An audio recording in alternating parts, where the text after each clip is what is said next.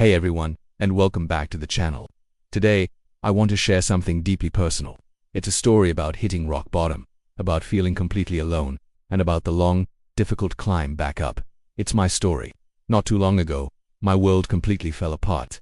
I lost my job, my savings dwindled to nothing, and the stress felt like a physical weight I couldn't escape. I was at my absolute lowest, drowning in debt and uncertainty.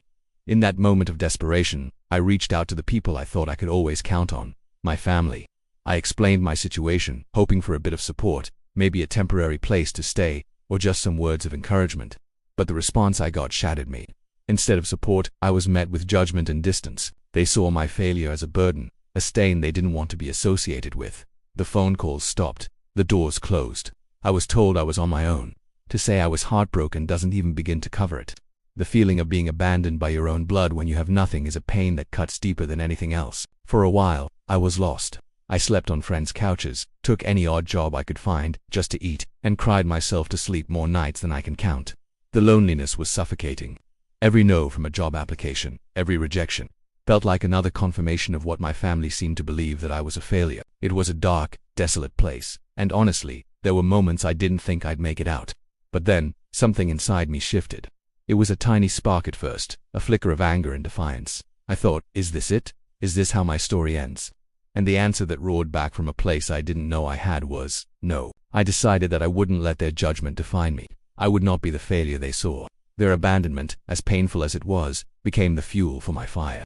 I stopped waiting for someone to rescue me and started figuring out how to rescue myself. I read every book I could get my hands on about business and self-improvement. I spent hours at the library using the free computers, learning new skills, updating my resume, and networking with anyone who would give me the time of day. I started a small side project from my friend's kitchen table, pouring every ounce of my energy, every sleepless night, into it. The beginning was brutal. I faced constant setbacks. There were so many times I wanted to quit, to just give up and accept my fate. But then I would remember those cold words, that feeling of being left behind, and it would push me forward.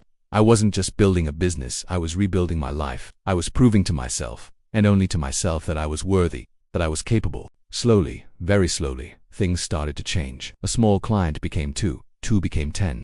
My little project started gaining traction. It was like seeing the sun for the first time after a long, brutal winter. I finally managed to save enough to get my own tiny apartment. I'll never forget that feeling, turning the key in my own door for the first time. It wasn't a mansion, but it was mine. It was a symbol of my independence, a fortress I had built with my own 2 hands. As my business grew, my life transformed. The constant anxiety about money was replaced by a sense of security. The loneliness was replaced by a new community of friends and colleagues who valued me for who I am, not for what I had. I started traveling, experiencing things I'd only ever dreamed of. I built a life that was bigger and more fulfilling than I could have ever imagined back in those dark days. And then, the inevitable happened. As word of my success got out, the phone started ringing again. It was them, my family. Suddenly, they were proud. They wanted to reconnect, to celebrate my success, the very success I achieved, not because of them, but in spite of them. Hearing their voices was strange.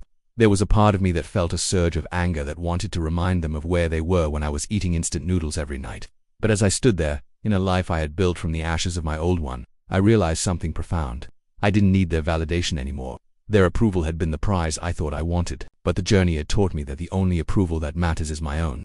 I chose to be civil, but I also chose to protect my peace. I set boundaries. Forgiveness is a complex journey, but one thing is clear. My life is no longer dependent on their acceptance. The family I have now is the one I chose, the friends who offered their couch, the mentors who offered their wisdom, and the community that supported me when I had nothing. They are my real family. Today, people look at my life and see the success, the nice car, the successful company, the travels. They see the everything, but they don't see the nothing it was built on. They don't see the nights spent crying or the constant fear of failure. My message to you, if you're going through your own nothing phase, is this: don't give up. Your current situation is not your final destination. The people who walk away from you in your darkest hour were never meant to be part of your future. Let their absence be the space you need to grow. Use the pain as fuel. Build your own everything. Not to prove them wrong, but to prove yourself right. You are stronger than you think, and your comeback will be greater than your setback. Thank you so much for listening to my story. It wasn't easy to share, but I hope it can offer a little bit of hope to someone who needs it. If you enjoyed this video or found it helpful, please give it a thumbs up and consider subscribing to the channel for more content. I'd love to hear your thoughts in the comments below. Until next time, take care and keep building your dream.